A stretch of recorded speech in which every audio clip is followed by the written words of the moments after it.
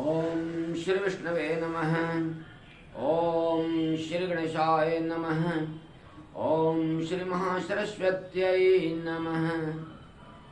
ओम शांताकारं भुजगशयनं पद्मनाभं सुरेशं विश्वाधारं गगनसदृशं मेघवर्णं शुभांगं लक्ष्मीकान्तं कमलनयनं योगविद्यानगम्यं वन्दे विष्णुं भवभयहरणं सर्वलोकैकनाथम्। सनातन धर्मानुरागी सज्जन वृंद भक्तगण, इस सत्र में जीवत्पुत्रिका व्रत की विधि, कथा, महत्व, साथ में उस दिन की पूजन विधि विस्तृत रूप से बताई जाएगी।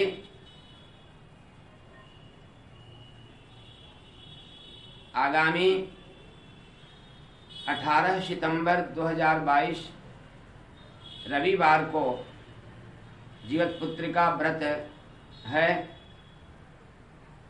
इसको सामान्य जनमानस की भाषा में जिउतिया भी कहते हैं। यह अत्यधिक कठिन व्रत है। श्रीषष्ठी व्रत की तरह ही, अर्थात छठ व्रत की तरह ही यह भी कठिन व्रत है। इसे स्त्रियां अपने संतान की दीर्घायु के लिए करती हैं। यह व्रत कठिन व्रतों में से एक है। यह व्रत इस व्रत का नियम पालन एक दिन पूर्व से ही प्रारंभ हो जाता है और एक दिन बाद तक चलता है। इस व्रत के एक दिन पूर्व से ही माताएं बहनें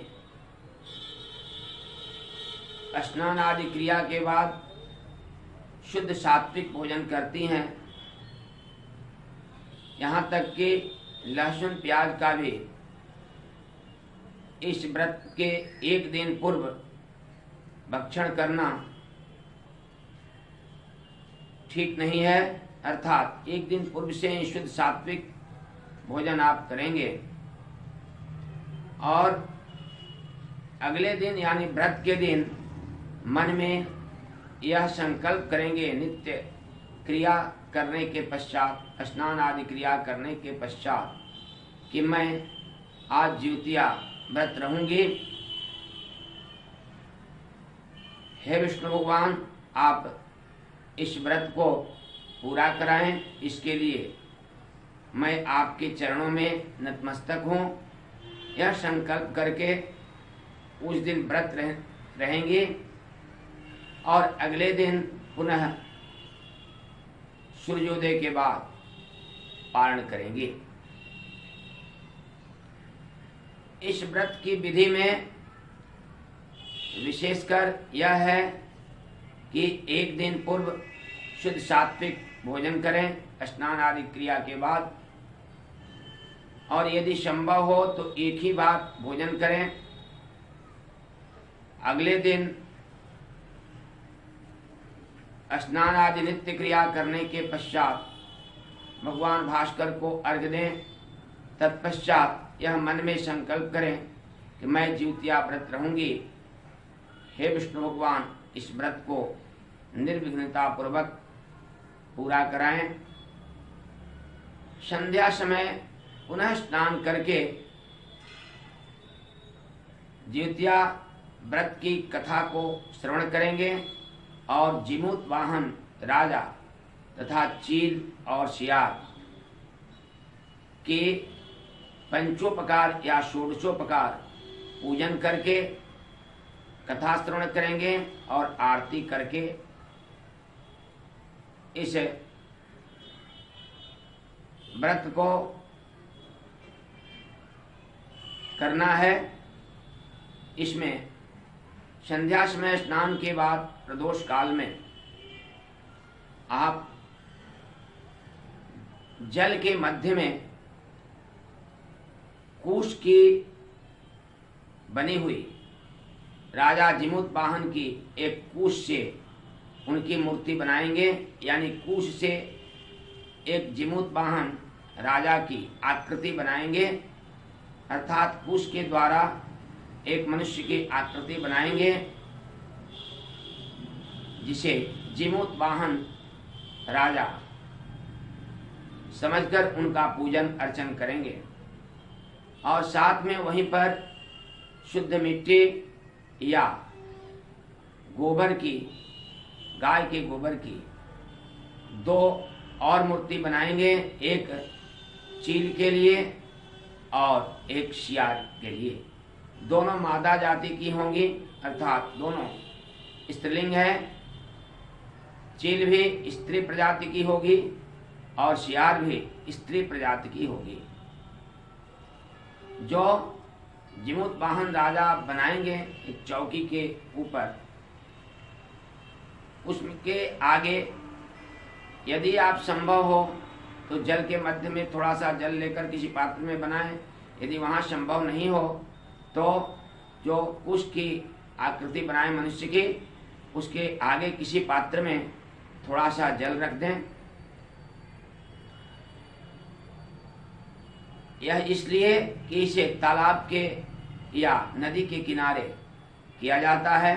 आप यदि घर में करते हैं तो इसकी व्रत कथा और पूजन की यह विधि है कि आप एक पात्र में थोड़ा सा जल रख दें और उसके सामने ही पीछे आप कुश की जिमूतवाहन की एक आकृति बनाएं, एक मनुष्य की आकृति कुश से बना दें और उस पर जिमूतवाहन राजा का आवाहन करके उसे जिमूतवाहन राजा समझकर उनका पूजन अर्चन करना है। कुश की जो आकृति बनाए हैं उसे पीले या लाल रुई से सजा देना है, वहाँ पर दीप जला देनी है और गंध भी कर देना है, अर्थात अगरबत्ती जला देनी है। रोड़ी और अक्षत जिमूतवाहन को चढ़ा देना है। इसी प्रकार जो गोबर या शुद्ध मिट्टी से चील और शियार स्त्री प्रजाति की आप बनाए हैं, उस पर भी उसे भी दीप दर्शन करा देना है, गंध दिखा देना है, अर्थात अगरबत्ती दिखा देनी है और वहाँ पर भी रोड़ी और अक्षत चढ़ा देना है। यह छोटी सी चौकी, चौकोर चौकी आती है, उसी पर करें तो ज़्यादा अच्छा है, यानी कुछ ऊंचा स्थान दे दें। यदि पुष्प उपलब्ध हो तो आप तीनों को, यानी राजा जिमूतवाहन, चील और शियार, इन तीनों को ही अर्पित कर दें। तत्पश्चात कुछ नैवेद्य भोग लगा दें और यह सब कार्य करने के पहले आप थोड़ा गणेश जी का भी पूजन अर्चन वंदन कर दें। इसके लिए एक पल्लव पर या ऐसे ही पीले चावल पर एक कसेली जिसमें मौली लपेट दें, रख दें और वहीं पर एक थोड़ा सा गाय के गोबर का गोलाकार आकृति बनाकर वहीं रख दें। उस पर गणेश और माता पार्वती की भावना करके और उनका भी पूजन अर्चन वंदन इसी प्रकार कर दें। हस्तर्घ, आत्मन्नी, पाद्यर्घ्य के लिए 3 बार जल चढ़ा दें पहले, उसके बाद उन्हें स्नान करा दें जल से, फिर वस्त्र दे दें, फिर रोड़ी चंदन चढ़ा दें। तत्पश्चात धूप दीप दिखा दें, अगरबत्ती दिखा दें, दीप दिखा दें। उसके बाद से आप उन्हें भी कुछ नैवेद्य भोग लगा दें। तत्पश्चात ये जो विधियां बताई गई हैं, राजा जिमूतवाहन और चील शियार जो स्त्री प्रजाति के हैं, उनका पूजन अर्चन वंदन कर लें जैसे बताया गया है पुनः बता दिया जाता है। चील पीले और लाल रुई से चील को सजाते, ये जिमूत वाहन राजा को पीले रुई या लाल रुई से सजा दें, या दोनों मिल जाए तो और अच्छा। और मिट्टी या गाय के गोबर से चील और सियार की आकृति बना दें, दोनों स्त्री प्रजाति के, और इन्हें आप दीप दिखा दें, अगरबत्ती दिखा दें तथा अक्षत और रोड़ी चढ़ा दें और कुछ नैवेद्य भोग लगा दें। भोग लगाने के बाद आप कथा श्रवण करें। कथा श्रवण करने के बाद आरती करें। आरती के बाद क्षमा प्रार्थना कर लें। यदि आपको कोई क्षमा प्रार्थना का मंत्र याद नहीं हो तो ऐसे ही मन से यह कहकर, हे जिमूत वाहन राजा, हे विष्णु भगवान, यदि कोई गलती हमसे हुई हो तो आप क्षमा करेंगे। यह कहकर क्षमा प्रार्थना करके साष्टांग प्रणाम कर लें और अपने आसन को हटाकर वहां एक बूंद जल गिराकर अनामिका अंगुली से स्वयं को टीका लगा लें और इंद्राय नमः शक्राय नमः बोल लें। तत्पश्चात मन में यह भावना करें कि अक्षत थोड़ा वहां छिड़क दें। तीनों इन जहां भी आप आवाहन किए हैं वहां पर अक्षत छिड़क कर यह कह दें, हे सभी देवी देवतागण, आप अपने स्थान को जाएं, पुनः बुलाने पर अवश्य आएं। इस प्रकार आपका पूजन कार्य संपन्न होता है। तत्पश्चात रात को भी आप ऐसे ही निर्जला रहें, कुछ भी नहीं खाएं। यानी जीवत पुत्र का व्रत के दिन सूर्योदय से लेकर अगले सूर्योदय तक कुछ भी खाना पीना नहीं है, यहाँ तक कि जल भी नहीं लेना है। यदि आप रात्रि जागरण कर सकते हैं तो करें, अन्यथा शयन भी कर सकते हैं। पुनः अगले दिन ब्रह्म मुहूर्त में उठने के बाद स्नान आदि क्रिया करें और दान के निमित्त अन्न, जिसमें अरहर का दाल, आटा, चावल और तरोई की जो आती है सब्जी, यानी तरोई आप उसको भी उसमें उस अन्न में रख लें और उसे आप ब्राह्मण के दान के निमित्त संकल्प करके उसे स्पर्श करके प्रणाम कर लें। पुनः अगले दिन सूर्योदय के बाद शुद्ध सात्विक भोजन बनाकर और उसमें तुलसी दल डालकर भगवान को अर्पित करें। तत्पश्चात उसे ग्रहण करें। यह जीवत्पुत्र का व्रत की पूजा विधि और नियम हुए। कथा जीवत्पुत्र का व्रत की कथा इस प्रकार है। महाभारत काल में अश्वत्थामा ने प्रतिशोध लेने के लिए पांडवों से, चूंकि पांडवों ने उनके पिता की हत्या कर दी थी द्रोणाचार्य की, तो प्रतिशोध के निमित्त वे पांडव समझकर पांडवों के पुत्र को मार दिए थे, जिसके परिणाम स्वरूप अर्जुन ने उन्हें पकड़कर उन्हें अपमानित किया और उनका मणि निकाल लिया। इस प्रतिशोध में और अश्वत्थामा जलने लगे और उन्होंने ब्रह्मास्त्र का संधान उत्तरा के गर्भ पर कर दिया, जिससे उत्तरा के गर्भ में पल रहा शिशु मृत हो गया, जिसको भगवान कृष्ण ने अपने तेज से पुनः जीवित किया। तो उनका नाम, चूंकि उन्होंने उसकी रक्षा की थी, जीवित किया था, तो उनका नाम जीवत्पुत्रिका पड़ा और साथ ही उन्हें परीक्षित भी कहा गया। इस प्रकार यह जीवत्या व्रत या जीवत्पुत्रिका व्रत प्रारंभ हुआ, जिसमें सभी रूपों में विष्णु भगवान की ही आराधना की जाती है। एक अन्य कथा के अनुसार जिमूत वाहन राजा, जो कि गंधर्वों के राजा थे, उनके पिता जंगल में चले गए थे और वहां कष्ट सह रहे थे। अपने पिता को कष्ट से मुक्ति दिलाने के लिए राजा जीमूतवाहन ने भी अपना राजपाट त्याग दिया, अपने भाइयों को अपना राज्य दे दिया और स्वयं अपने पिता की सेवा के लिए जंगल में चले गए। वहां पर वे अपने पिता की सेवा करते थे। इसी क्रम में उन्होंने देखा कि एक स्त्री विलाप कर रही है। ये वहां गए और पूछे, हे माता, आप क्यों विलाप कर रही हैं? उन्होंने कहा कि मैं नाग माता हूं और नाग वंश पर भयानक विपत्ति आ गई है। भगवान विष्णु के वाहन गरुड़ नागों को खा जा रहे हैं। इस प्रकार ब्रह्मा का एक सृजन नष्ट होने वाला है और गरुड़ उन्हें खाकर समाप्त कर देंगे। इसी के चलते नागों ने एक सभा की थी और उसमें यह निर्णय किया गया था कि प्रत्येक दिन गरुड़ को एक नाग भेजा जाएगा और उससे वे संतुष्ट हो जाएंगे। सभी नागों पर एक बार प्रहार नहीं करेंगे। यह बात उनके सामने रखी गई थी।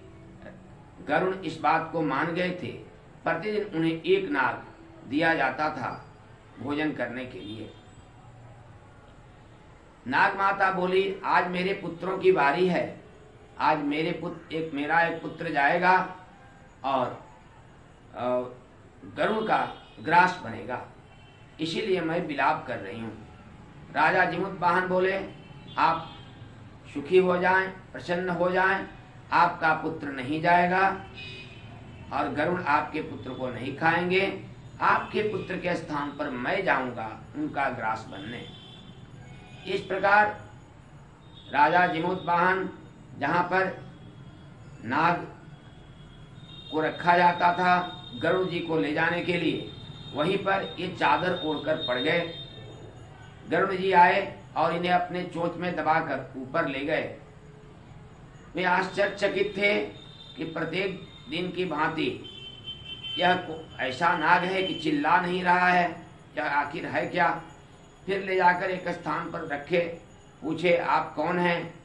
इन्होंने बताया, मैं जीमूतवाहन हूँ और मैं उस नाग माता के विलाप पर आपके समक्ष प्रस्तुत हूँ। आप चाहें तो मेरा भक्षण कर सकते हैं। चूंकि राजा जीमूतवाहन अत्यधिक धार्मिक थे और अपने शासन काल में प्रजा का निस्वार्थ भाव से पुत्रवत सेवा किए थे और पुनः सेवा के भाव से ही अपने पिता को ही ईश्वर मानकर आए थे जंगल में उनकी सेवा करने। यह सेवा भाव देखकर गरुड़ जी प्रसन्न हो गए और उन्होंने कहा, नहीं, मैं आपका भक्षण नहीं कर सकता हूँ। आप चाहें तो इसके लिए आपके इस सेवा भाव से मैं अत्यधिक प्रसन्न हूँ। आप चाहें तो कोई अपनी इच्छा की पूर्ति कर सकते हैं, मैं वरदान स्वरूप वह दे दूंगा। इस पर राजा जीमूतवाहन बोले कि हे गरुड़ जी, आपसे प्रार्थना है, आप इस प्रकार नागों को आतंकित न करें, उनका भक्षण न करें। वे सभी डर से कांप रहे हैं और उनको यह डर है कि मेरा यह वंश नष्ट हो जाएगा। तो गरुड़ जी ने यह आश्वासन दिया कि मैं नागों का अनायास अब इस प्रकार भक्षण नहीं करूंगा। इस प्रकार राजा जीमूतवाहन प्रसन्न हो गए और नाग माता के वंश नाग बच गए। यह दूसरी कथा है ज्योतिपुत्रिका व्रत की। तीसरी कथा इस प्रकार है। एक बार चील और शियार दोनों आपस में दोस्त थे। दोनों स्त्री प्रजाति के थे। दोनों ही दोस्त थी, मित्र थी, सहेली थी। एक दिन इन लोगों ने निश्चित किया, इन्हें यह पता चला कि आज ज्योतिपुत्रिका व्रत है। दोनों ने यह निश्चय किया कि मैं ज्योतिपुत्रिका व्रत रहूंगी। यह सोचकर दोनों उस दिन व्रत रह गई, कुछ भी नहीं खाई पी। शियार से या यूं कहिए शियारिन से सहा नहीं गया भूख का वेग, और वह छुप छुप कर कुछ भी खा लेती थी, यह दिखाने के लिए शियार को कि मैं व्रत रह रही हूं। लेकिन नहीं, यह चील को क्षमा करेंगे, चील को यह दिखाने के लिए कि मैं व्रत हूं, चीलिन को, और वह छिपकर कुछ न कुछ खा लेती थी शियारें। तो उनका व्रत जो था नष्ट हो गया था, व्रत का प्रभाव नष्ट हो गया था।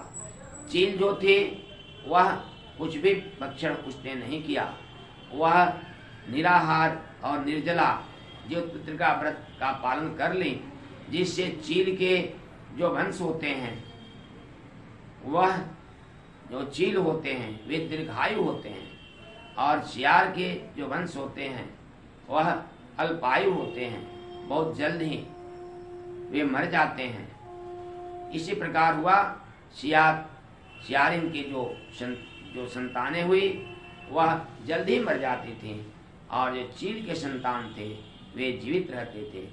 अर्थात कहने का अभिप्राय यह है कि जीवित पुत्र का व्रत के दिन जो भी जीव बिना अन्न जल का रहता है, विशेषकर स्त्रियां, तो उनकी संतानें दीर्घायु होती हैं, और उनके यहाँ भगवान विष्णु का वास होता है, माता लक्ष्मी का वास होता है, और वह ऐश्वर्य से संपन्न होते हैं। उनके यहाँ कोई अल्पायु होकर नहीं मरता, सभी दीर्घायु होते हैं, और उस स्त्री के संतान सभी भविष्य में भी फलते फूलते हैं और अल्पायु नहीं होते हैं, दीर्घजीवी होते हैं। इस व्रत का यही परिणाम है। जो भी माताएं इस व्रत को नियम पूर्वक करेंगी और बिना अन्न जल के उस दिन रहकर नियम का पालन करेंगी, एक दिन पूर्व से एक दिन बाद तक, और भगवान विष्णु की आराधना करेंगी, निश्चित रूप से उनकी संतानें फले फूलेंगी और दीर्घायु होंगी, इसमें कोई संदेह नहीं है। इस जीवित पुत्र का व्रत का पारण 19 सितंबर 2022 सोमवार को सूर्योदय के बाद होगा। यदि आप 6:10 के बाद पारण करेंगे तो और भी उत्तम रहेगा, लेकिन सूर्योदय के बाद आप इस पारण कर सकते हैं। सूर्योदय के बाद मुहूर्त प्रारंभ हो जा रहा है। यदि 6:10 के बाद करेंगे तो सर्वोत्तम होगा। इसी के साथ अपनी वाणी को विराम, पुनः हम सब मिलेंगे अगले सत्र में। आपको इस चैनल पर आ रहे वीडियो यदि अच्छे लग रहे हों तो आप सब्सक्राइब करना न भूलें, कमेंट भी करें और बेल को भी दबाकर अपना समर्थन व्यक्त करें। इन्हीं शब्दों के साथ वाणी को विराम, पुनः हम सब मिलेंगे अगले सत्र में। तब तक के लिए सबको कोटशः नमन एवं साधुवाद।